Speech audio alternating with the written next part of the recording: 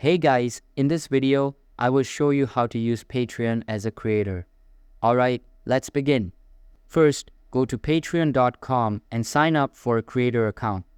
Once you're signed in, you'll be asked to set up your creator page.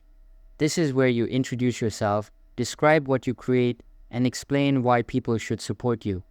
Add a profile picture, cover image, and a clear description of your work. Next, set up membership tiers. These tiers allow you to offer different benefits at different price points.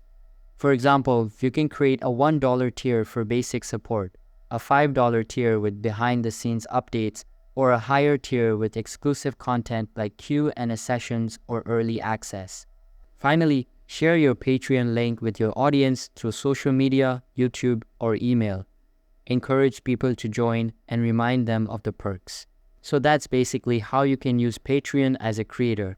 And that's it for this video. If you find this helpful, consider subscribing and giving this a big thumbs up. Thanks.